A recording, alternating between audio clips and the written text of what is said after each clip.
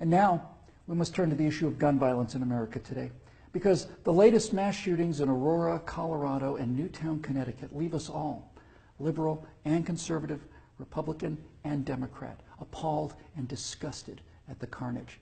Now, some people, and that includes many of you in this room tonight, want to place the blame for this horror on things like 30-round magazines or semi-automatic rifles. We want to blame something, anything that we can control.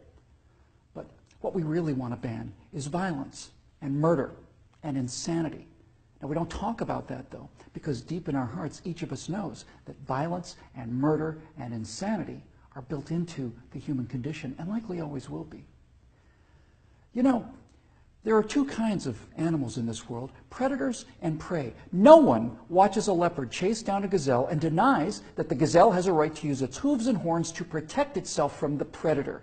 But there are people in this room tonight and all across the country who would deny that same right to self-defense to other human beings.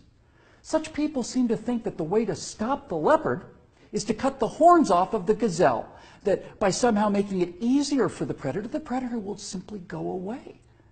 My friends, this is insane.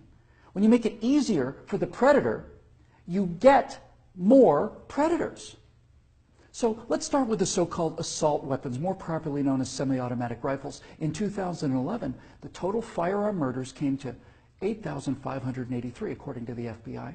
Now, during that time, the total murders committed by rifles, all rifles, not just semi-automatic rifles, were 323. That's 3% of all murders.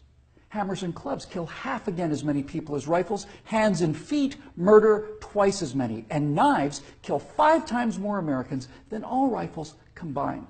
Preventable medical errors kill about 98,000 people per year. Medical malpractice kills more than 12 times as many people as are murdered in the U.S. each year. That's more than 300 times the number killed by all rifles, not just the so-called assault rifles. And yet, no one talks about limits on hammers or knives or doctors or hospitals. No one does that because the good we perceive from hammers and knives and doctors far outweigh their perceived harm. And yet, studies show that firearms prevent anywhere from 800,000 to over 2 million violent crimes every year. The lowest estimate means that 100 times more violent crimes were prevented with firearms than the total murders committed with firearms. That's 100 times as many. Now, in October of 2007, Amanda Collins was walking to her car after a night class at the University of Nevada at Reno. Amanda had a concealed carry permit for her 9mm Glock that she carried for self-defense.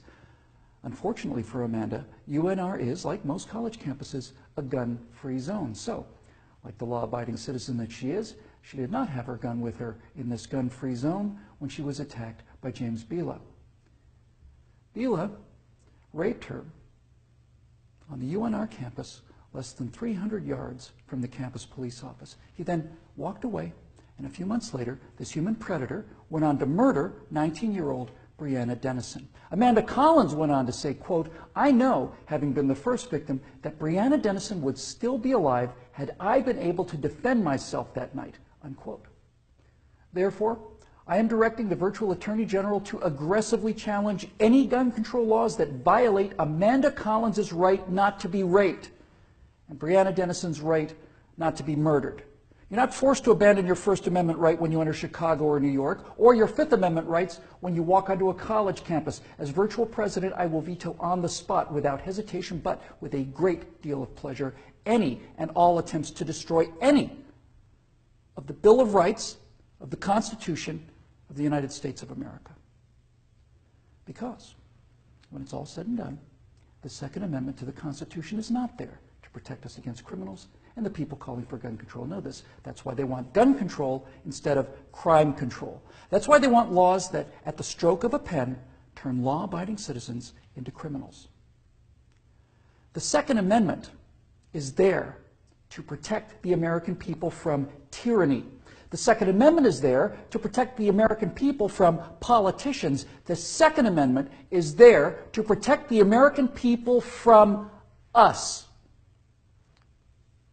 Now, Some politicians claim America deserves a vote on this issue. Okay, let's have a vote. Those of you advocating infringement on the right of the people to keep and bear arms need to go to the American people with the 28th Amendment, which would simply read, the Second Amendment to the Constitution is hereby repealed. That would, for the first time, give you the legal authority to do what you have been doing and what you are trying to do now in direct violation of your oath of office to defend the entire Constitution of the United States, not just the parts you happen to approve of. So go ahead, go to the American people and tell them that ultimate power is no longer to be vested in the people who can't be trusted with that power according to you. Tell them only the government can have that power now. You go out there and try to convince the people of the 38 states that you're going to need to get that amendment passed to agree with your opinion of them versus their opinion of you. I dare you. 12 million unarmed men, women, and children were unable to resist being murdered by their own National Socialist government in Germany. Perhaps 50 million unarmed men, women, and children were murdered by their own Union of Soviet Socialist Republics. 50 million Chinese murdered by their own government under Mao, who also disarmed his people. And in Cuba, and in Vietnam, and in the killing fields of Cambodia. Now you say that can't happen here? You say we're protected? By what? By the Constitution that you're in the process of destroying? You are in violation of your oaths of office by so much as introducing this legislation, let alone passing it. My fellow Americans, the previous inhabitants of this chamber watched as 100 million people were murdered after being disarmed by their own governments. Every single one of those men, women, and children were as real and precious and irreplaceable as the children at Newtown. And I tell you here and now that I will be damned if I will let that happen to the American people.